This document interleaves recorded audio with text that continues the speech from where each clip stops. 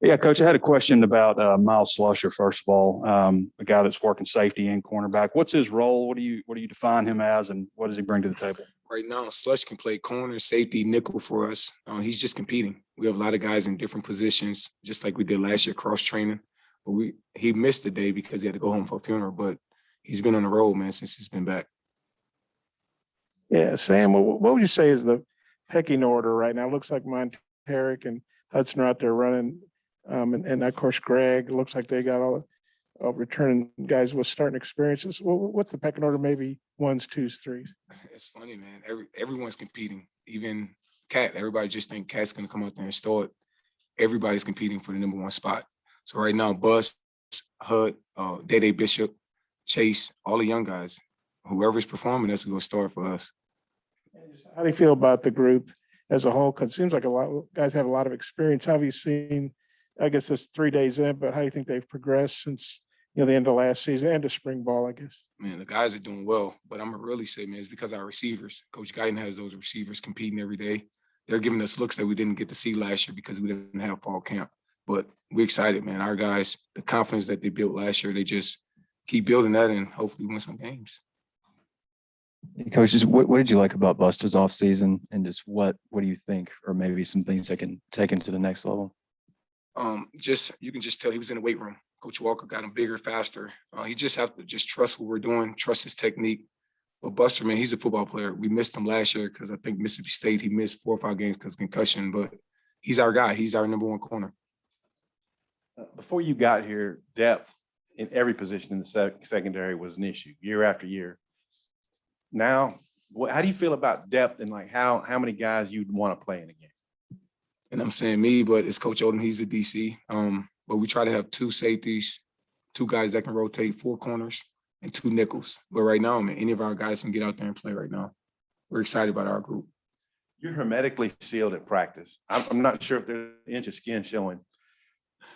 Is there a sun thing for you? I mean, what's going on? No, I did it in college. I'm from the South, so the heat don't affect me. But Coach Pitt said it yesterday. When I get about 40, 50, the long sleeves will come off. But I love the heat, so it don't bother me at all. What about the gloves? I just wear the gloves because last year we had COVID and now it's coming back, but it's because I signal. So I just try to keep the guys in the season mode. How does it affect your defensive backs with as much 4-man front as they're trying to play this year, and just kind of how does that work for you all? We did it last year also. It's just our D-line. Our D-line is better. Guys are working. We're able to go to 3 down, 4 down, Okie front, Steeler front. As long as the D-line is doing what they're supposed to do, we're okay. Maybe you could talk about your thoughts on Hudson and maybe where he's at now, how he's progressed. Everybody remembers the Ole Miss game, but since then, and maybe the same thing on Greg. If you could talk about each of those guys separately. So Hudson, he worked this summer. You can tell he got bigger. Coach Walker got him faster. Just confidence. I think to beginning of the season, he lost some confidence. The middle, the Ole Miss game, confidence shot up. Then guys start throwing at him. So it's just this offseason, I just think he was working on just confidence. You're going to get beat. If you guys play DB, I promise you'll get beat too. You just got to continue to just let it happen. Greg Brooks is by far probably one of our leaders in the room. He's unbelievable. Right now, first 3 days, I think him and Burks is going at it back and forward. But Greg is, as long as he has the confidence, Greg is probably one of the best DBs in the country. What is it about him you really like? Quick twitch. He's a football player. A lot of people don't know Greg Brooks' dad played in the NFL. So he's from a football family, and he just studies football all day.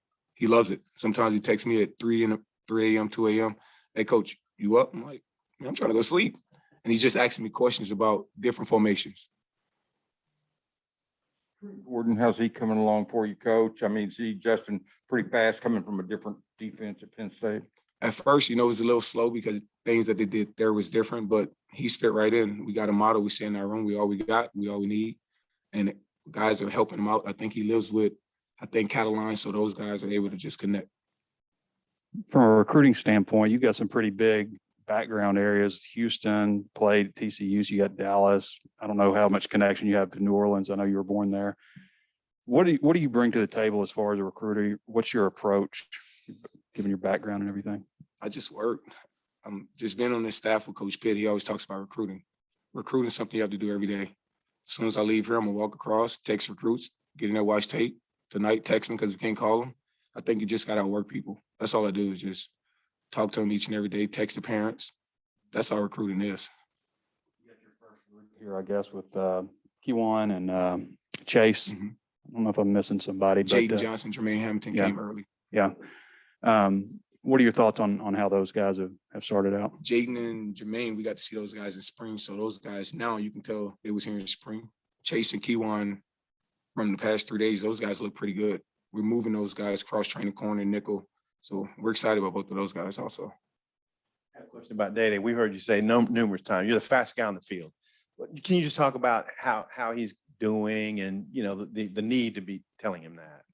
Just, I think sometimes, man, you have speed and sometimes you forget your technique. And that is probably one of our fastest guys in the secondary, probably on the team.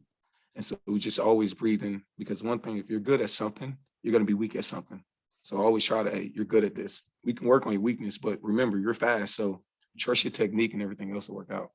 Sam has told us how important it was to keep Barry Odom on the staff. Obviously, you're close with him.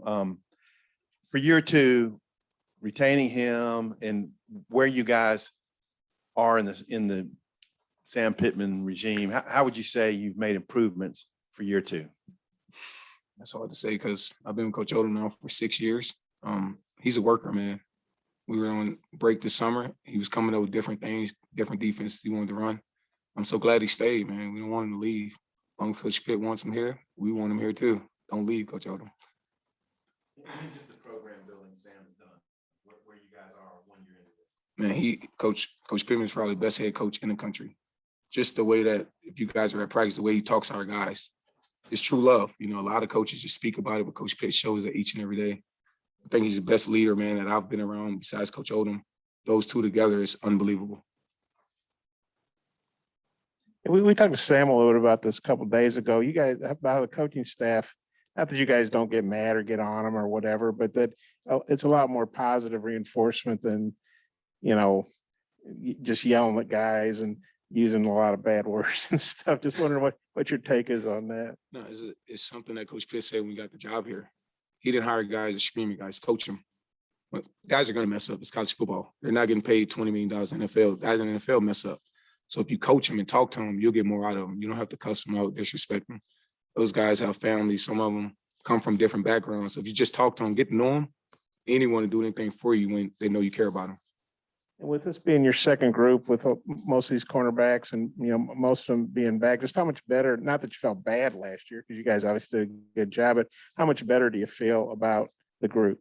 I'm still, last year still get me sometimes give up a few 50 pieces. So guys are improving though.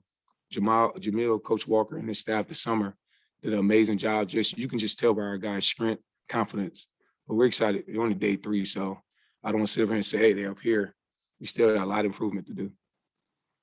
Sam, I know Coach Pittman the other day was saying how Traylon Burks is a lot more in condition and everything like that. I was wondering what your perspective is. Does he look like he's better than he was last year? Yes. Not saying last year he wasn't, but you can tell this summer, like I said, Coach Walker and his staff, Julia Nutrition, you can just tell he's eating right, but Coach Guyton has him playing at a high level. I guess there's been a lot of talk about who's going to be that number 2 guy next to Traylon. Is anybody, the receiver, standing out to you so far in camp? It's funny. I was just in the locker room, Coach Guyton. The whole group. Right now, those guys are giving us everything that we can handle. You can't just focus on Burks. Everybody out there is making plays. So they have a lot of young guys that's making plays, but the older guys, Timo, Knox, Warren has been in and out. But those guys, man, those guys are a really good group. Michael Sure, he's obviously a guy you know well too from Mizzou days. He's a pretty young guy. I guess you're pretty young too. But well, how do you think Michael's transition from being, I guess, an analyst or whatever to being a position coach? I think he's only 26 or so. I believe 25, 26. He's doing amazing, man. The thing about Shear, Coach Shear, that a lot of guys don't know. My first year in coaching, he was a player, and he got to see us work. Coach Shear is up here 5 a.m., 4 a.m. working to make sure his guys are in the right position, making plays. I think he's doing amazing for his first year. When you were around him at Mizzou, do you remember thinking, wow, this guy will be a pretty good coach? And then maybe what he did here early on? it's great. You don't even think about it because he was a great player. So it was just like we want him on the field. Then I think he had an ACL injury, but I can't speak more highly of the guy. Coach Shear is really good. Go ahead, Tom. Who of your DBs might be good return guys? Or some of them more, are y'all doing returns yet? And who- I think Coach Spohn have guys out there catching balls now. I know Chase Larry did it in high school. Dede Bishop did it last year. Nick Turner. I'm trying to think who else. Keywan Parker did it also. I think we have about 4 or 5 guys in our room that can return kicks. Coach, I think Corey Johnson had a PBU in some of the one-on-ones that we saw. Just what jumps to you about his skill set, or what do you want to see more of from him? Kyrie, man, it's funny. His attention span, I joke with him all the time. Once he flips that, Kyrie can be one of our best corners here also. A lot of people slept on. He's from Connecticut. No one talks about someone from Connecticut, but his confidence in being around Buster, Dede, Hudson, I think those guys keep Kyrie, you can do it. You can do it. He's building confidence each day.